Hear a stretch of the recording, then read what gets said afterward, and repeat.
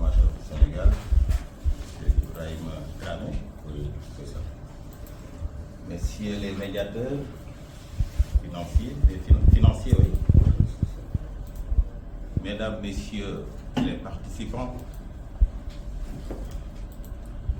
je dois dire que à ma position de PCO,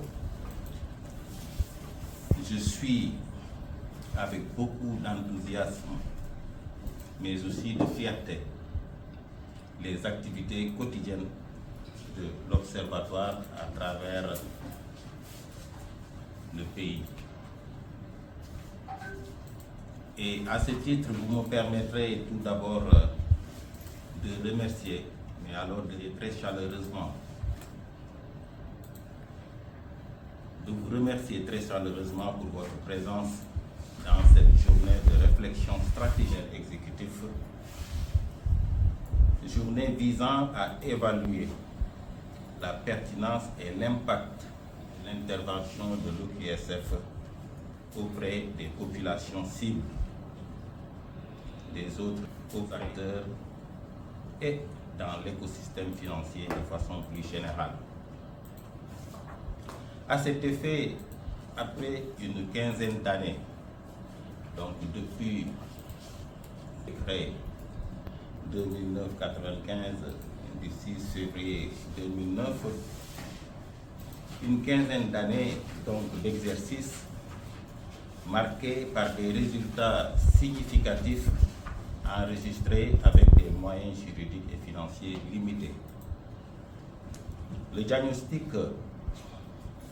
qui en est ressorti montre toutefois que des défis majeurs subsistent pour l'Observatoire de la qualité des services financiers, au premier rang desquels la nécessité de renforcer non seulement la visibilité auprès des populations cibles, mais aussi de densifier l'impact de la stratégie utilisée dans la déclinaison SION.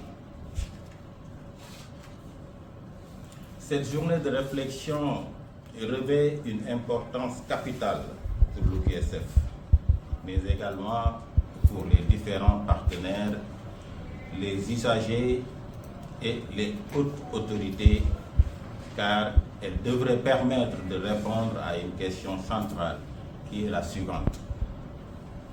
Comment améliorer la visibilité de l'OQSF pour accroître ses performances en matière d'éducation financière et de protection des usagers et clients? Je ne doute point que les travaux de cet atelier apporteront, grâce à votre expertise, des éléments de réponse pertinents devant permettre à notre institution de jouer pleinement sa mission régalienne pour une plus grande inclusion financière avec une approche plus efficiente et moins bureaucratique de traitement des contentieux entre institutions financières et clients. Je profite de cette occasion vraiment pour saluer les deux médiateurs que sont Amadou Kane Diallo et Bandé Diop, parce qu'ils n'ont ménagé aucun effort depuis leur arrivée dans cette institution pour faire bouger, pour rendre visible, mais surtout pour que l'impact de nos activités soit ressenti au plus profond de ce pays-là. Donc c'est le lieu aujourd'hui de vous remercier, messieurs les médiateurs. Je ne saurais terminer mes propos non plus